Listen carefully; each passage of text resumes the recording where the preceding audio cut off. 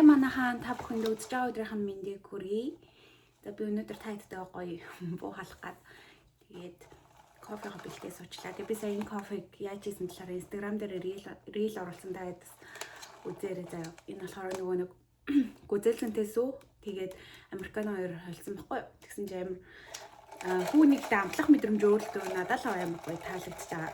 Тэгээд би нөгөө кофеин нэг ууж болохгүй. Яг өдөрт нэг 200 мг-тай кофе ууж болно гэсэн баха зөвлөгөөн дээр тэнгүүд би чинь бол өмнө амар кофе уудагс ахгүй. Одоо угаасаа ч нэг кофе уух хүсэл төрөхгүй байсан болохоор ерөөсөө жирэмсэн болсноос хойш нэг кофе уугаагүй зүгээр нэг хорхоогоо дарах гэж нэг максим энтер уусан найруулдаг. Тэрнээс ч нэг амар кофе уугаагүй. Тэгээ өнөөдөр уусан чинь ойр дагааг болохоор амар гоё. За тэгээд тайдтайгаа гоё юу ярих гэж вэ гэхлээр ер нь эмэгтэй хүний хувьд яг хизээ жирэмсэн болвол яг тохиромжтой цаг үеийн байдсан бол гэж тайтдаг ярилцах гад. Тэгээ ер нь хүний боддог бодол өөр ахaltaа. Тэгээд миний хувьд болохоор яг насны хувьд ингээд дандаа өөр бодогддог байсан. За жоохон байхад жоохон ер нь 10 жил байхад ингээд за хэдүүлээ найзуудтайгаа ярьдаа шүү дээ. Хэдүүлээ гоё ингээд зэрэг жирэмслээ зэрэг ээжүүд олно шүү гэл те.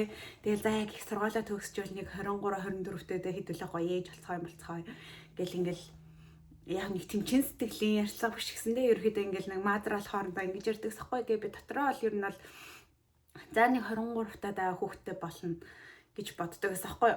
Тэгээд яг их сургуулаа төгсөөл тэгээд ер нь бол хүүхдтэй болоод тэгээд карьераа эхлүүлэн ч юм уу яг тэгж боддог байсан. Тэгж жагаад за жоохон томроод хэлний бэлтгэлтэй их сургуультаа орж эхлээд ерөөхдөө бол яг хэдэн настайдаа хүүхдтэй болох нас тийм ч нэг чухал биш юм байна да. Ер нь хинтээ хамт амьдралаа эхлүүлээд ямар хүнтэй суугаад ямар хүний хүүхдээ гаргаж байгаадаа ер нь чухал юм байна гэж боддог болсон.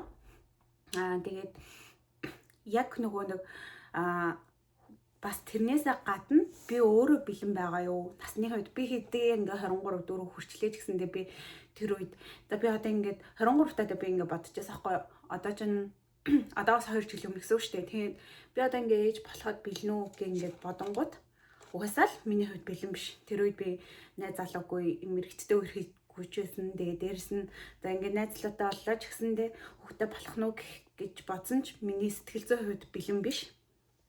За бэлэн сэтгэл зүгээс гадна миний байгаа байдал бэлэн биш байсан хгүй. Сургуулаа төгсөөгүй. Тэгээ би өөрийнхөө амьдралыг нэг өөрөө яг ингээ болгоол хийж яадаг байсан үе. Тэгэхээр ерөөсөө нэг тийм сэтгэл зүйн хувьд бэлэн биш. Тэгээд одоо харин яг ингээ жирэмсэн болоод тэгээд шууд бодож байгаа хгүй. Би яг одоо ингээ жирэмсэн болоход бэлэн байсан юм байна да гэж бодоагүй. Яг л за одоо яах вэ ингээд угаасаа нэгэнт ирсэн хүүхэд тэгээд би одоогийн хувьд ингээ их сургуулаа төгсчихсөн. Тэгэл миний найз лөө би амар хайртай өөнийхөө хүүхдийг тээчлээ гэдэг утгаараа ч юм уу те. Тэг ямар ч тач энэ нөгөө нэг тийм хүссэн жирэмслэлт бол мөн байсан баггүй. Хүсээгүй жирэмслэлт бол биш гэсэн. Тэгээд тийм болохоор би сэтгэл зүйн хувьд ингээд арай тайвнаар хүлээж авч ийсэн гэсэн үг.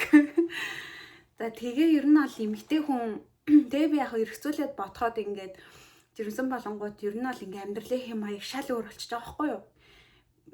Миний ингээд өмнө нь байсан амьдрал ер нь бол амар өөр болцсон. Би ингээд өглөө өмнө нь ингээд эрт босоод дандаа бүх цагийг ингээд өөртөө найзлуудаа ингээд зарцуулдаг байсан бол одоо болохоор ингээд жоохон нэг тийм юуг болсон. Яг миний хувьд ингээд нэг жоохон жирэмсэн болоо ядраад тэгээд өмнө нь хийдэг байсан юмнуудаа ингээд хийж чадахгүй болоод дээрс нөгөө хориглох юмнууд ч гэсэндээ байгаа штэ одоо хүн юм өргөж болохгүй ч юм уу тэгэхгүй дасгал хөдөлгөөн ч гэсэндээ батар хязгаарлагдаад эхэлчихэж байгаа байхгүй. Тэгээд би ингээд бодсон хгүй за би яг баярлсан юм болохоор за би жирэмсэн болохоос өмнө ингээд гоё өөрхөн гэсэн хобби болоод дуртай юм болоо цаашдаа яаж амьдрах гэсэн нэг төлөвлөгөөгөө толгойн дотроо боловсруулад тэгээ нэг хийхийг үзсэн одоо тэгээд тэмцээн уралдаандаа орж үзээд те явахыг хүссэн бүх юмдаа явж үзсэн байгаа байхгүй юу. Тийм болохоор одоо би ингээд гэртээ ингээд байгаад ерөөсөө тийм харамсах зүйлгүй. Хэрвээ би ингээд тэр болгоныг ингээд огт хийж үзээгүй байсан бол би яг уу харамсах байсан бах гэж би өөрөө бодож байгаа байхгүй юу. За тэр үед тэгээ үзчихгүй дээ. Тэгэл цаг байхгүй ажиллаад энэ ядраад энэ гэл өөртөө ингээл өөрийгөө одоо яадаг чинь дээ нөгөө тойрогт оруулаад илүү дутуу юм хийж чадахгүйгээр хэрвээ би ингээд цаг хугацаа өнгөрөөд жирэмсэн болцсон бол тэр өнгөрсөн хугацаанд харамсах байсан байгаа байхгүй. Тэгээ ингээ эргээд бодоход бол надад өнгөрсөн амьдралдаа нэг тийм харамсаад ах зүйл юу байхгүй. Тийм болохоор ер нь бол яг нэг тийм нас гэхээсээ илүү сэтгэл зүйн хувьд тэгээ өөрийн одоо нөгөө нэг үзэж туулсан амьдралдаа одоо ингэж боссноос өмнөх амьдралдаа харамсааргүй л ер нь хүн эмэгтэй хүн байх ёстой ментал гэж би бодсон. Ёстой ч яхаа ер нь тийм байвал зүгээр юм байна гэж би бодсон. Тэгээ та нараас яг юу гэж боддөг вэ? Гэтэ хан нас тодорхой хэмжээнд одоо нөгөө биологиороо эрүүл мэндийн хувьд бол чухал штэ мэдээж. Одоо нөгөө нэг нас ахих тусам одоо хүний эс багсна гэдэг лөө тэгээ нөгөө нэг жирэмсэн болох магадлал нь баг зэрэг хувь нь ингээ буруу явд юм шүү тий. Тэгээ сонсч ирсэн. Тийм болохоор нас ч гэсэндээ чухал байх л да биологийн хувьд. Гэхдээ тэрнээс илүүтэйгээр бас нөгөө эмэгтэй хүний өөрийн сэтгэл зүй бас амар чухал мөн хажуудах хүн бас амар чухал юм байна гэж би бодсон. Тэгээд хэрвээ би ингээд жирэмсэн болоод гэхдээ би ингээ хажууд хүндээ эргэлздэг одоо үерхэж байгаа ч гэсэндээ нэг эргэлзэх тохиолдол байдаг шүү дээ. Би энэ хүндээ цаашдаа суух уу мох уу ч юм уу те. Хэрвээ эргэлзэж байгаа тохиолдол дээр хэрвээ жирэмсэн болчихсон бол бас хэцүү. Тэгээл нөгөө нэг ер нь бол ихнэр одоо нөгөө хүн чинь жирэмсэн болчоор нөхрөөсөө ерөнхийдөө амар хамааралтай болчихж байгаа шүү дээ. Миний хувьд бол тийм болчихж байгаа байхгүй одоо ингээд сангийн хувьд ч тэр те энд байгаа болохоор аав ээжээсээ гэрээсээ хоолойгоо болохоор ингээл найз залгуул амьдралаа ингээд ерөнхийдөө энэ хугацаанд авч явж байгаа байхгүй. Тэнгүүд хэрвээ тех чадваргүй эрэхтэй хүн байсан бол бас хэцүү. Өөрийгөө яа гэж ээж, намайг яах вэ? Хүүхдээ яаж тэжээх үү гэл.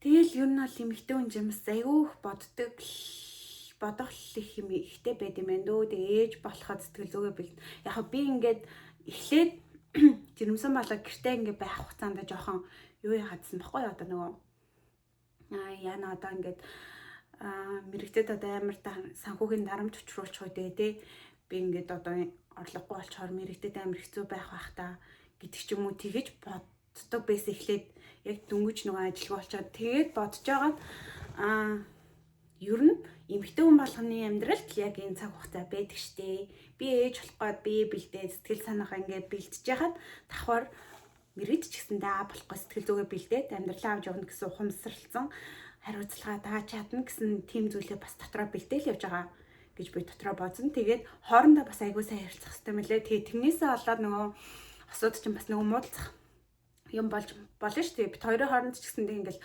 муулцах юмуд гардаг л хгүй. Тэгээ тэр болгондоо ингээ ярилцчихэж л энэ хүн ингэсэн болоо надад ингэж хэлсэн юм байна гэхгүй би ч гэсэндээ зүрхлээд би тэгсэн болохоор чамд тэгж хэлсэн шүү гэдэг юм хоорондоо ингээ сайн ярилцчихэж л ер нь цаашдаа ойлголцож амьдрах юм билээ. Тэгээд яг нөгөө нэг хүү ингээ уурандаа юу ярилцах манта бас байдаггүй байдаг штэ. Зүгээр ингээ нөгөө эмоцондоо ингээ дарагдсан. Тэгээд тэр үеийг ингээ гоё өөртөө менеж хийгээд тэгээд жоохон уур намцны дараа ингээ хоорондоо гоё ярилцаад уйлаад сэтгэл доторх онгойлгочвол бас их зүгээр. Тэгэл бид хоёрын хувьд болохоор ер нь бол яг нөгөө муудалцах тиймэрхүү үедээ ч юм уу юу ячдаг байхгүй. Би уйлаа. Тэгээд мэрэгд чимээг болчин тийш тэгж мэрэгд намайг аргадаад тэгээд бид хоёрыг ярилцдаг байхгүй. Угаасаа ингээ хоёр хүн уурандаа ямар ч тийм ярилцах нөгөө нэг тийм сэтгэл юу байхгүй байгаа штэ. Тийм болохоор яг тэгээд тэрний хараас ярилцаад ярьсныхаа дараа нэг л гоё дотор онгаад яа гэж байгаа юм шиг л болдог. Тийм болохоор яг дор ингээ гоё ярилцчихвал айгүй зүгээр идэм билээ. Ялангуяа одоо юм жирэмсэн байх хугацаанд ч хүний ингээд эмэгтэй хүний ялангуяа ингээ нөгөө сэтгэл зүй өөрчлөгдөөд давраас болоо янз янз болоос сарлаа л тий. Тэгэл янз янз юм ургуулж удаад хүүхдтэй санаа заавал ингээл ер нь бол одоо нэг айгүй санаа зовох юм ихсчдэг юм байлээ. Тэгэл нөгөө нэг эмэгтэй хүн угаасаа л нэг тийм жоохон ургуулж боддог шүү дээ. Тэгэл нэг юм бочонгууд амар ургуулж бодвол тэрэндээ санаа зовоод тэгэл яна миний хүүхдээ яах бол хийх бол гэл тэр болгондоо ингээд санаа зовол ингээл болохоор ер нь хажууд хүндээ л тэр болгоныгаа ярьж явахгүй бол өөртөө тэрийг ингээд шингээгээд байвал бактраал ах юм билээ. Тэгээ харин гол нь хажуудах маань бас ингээд сонсож өгдөг болохоор тэрэнд би амар талархуу штэ байдаг. Тэгээ ер нь бол би хэрвээ ингээд өөрийнхөө дүүнерт юу ч хэлэх байсан бэ гэхлээр миний дүүнер хэрвээ ингээд одоо найз залуутай болоо тэр хүнийгээ жоо таньж мэдэх хугацаа бас өгөөд хамт байгаад тэр хүнийгээ ямар хүн бэ гэдгийг мэдээ. Дээрэс нь өөрийгөө бас таньж мэдээрэй гэж хэлэх байсан. Тэгээд хийгээ хүссэн зүйлээ хийгээд мэдээч нөгөө хорвоо дэлхий дээр чинь маш их зүйл үзэх зүйл их байгаа болохоор тэр болгоныг бүгдийг хийж иж хүүхдээ олно гэсэн бас байхгүй штэ. Тийм болохоор яг ингээд чухлын дарааллаа би одоо яг ийм хиймээр байна гэдгээ гоё эргэлзэлгүйгээр хийгээ туршаад фейлдээд алдаад тэгээд ингээд оноод тэгж яваарай гэж би бол дүүнэртээ хэлэх юм байлээ. Хэрвээ надад бас ингээд жоохон зөвлөөд өгдөг ихч байсан бол гэж би бас ингээд боддогсахгүй өөр ингэсэн төрсөн ихч.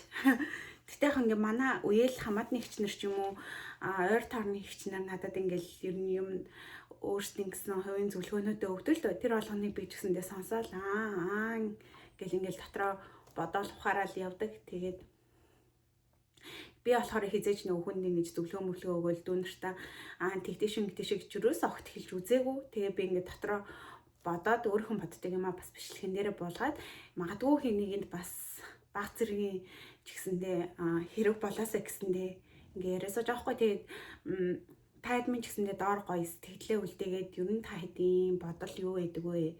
Ер нь эмэгтэй хүн яг хизээж ирмэслэлвэл яг боломжтой цаг хугацаа байдаг вэ? Тэгээд юу хийж үзнэхаа дараа жирэмсэн болвол одоо хүүхдээ болвол зүгээр вэ? Ч юм уу тиймэрхүү ингээд бол санаа бол доор хуваалцаарай гоё найзтайгаа ярьж байгаа юм шиг. Тэгээд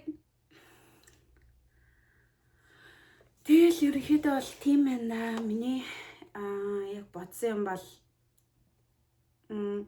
хүүхэд бас айгу хүнийг ингэж одоо гизэнд үүсч эхлэхээсээ хойш ингээл өөрчлөх юм байна гэж би бодсон. Юугаараа вэ гэхээр нөгөө би одоо ингээ хүүхэдтэй болох гэж байгаа юм чинь би ингээд хүнд муу юм хийхгүй цаамартай амьдрах хэрэгтэй байна гэж аяг боддог болсон. Яг өмнө нь ч нэг хүнд муу юм хийгээл ингээл тэгээд байдаг байгаагүй ч гэсэндээ жижиг сажиг зүйл төр ингээл одны хүнд худлаа хэлээл муухай одоо үнэхэр хүний гомдох тийм үйлдэл хийх ч юм уу тийм зүйл бол аль болох хийхгүй байх юмсан гэж ер нь амар боддог болчтой юм байна. Тэгээд өөр хүүхдээ ч гэсэндээ аяг бод. Би бүр ингэж бодоо цаа амар сонирхолтой ч яах. Би ингээд нэг зам гаргаа явж байгаа байхгүй юу.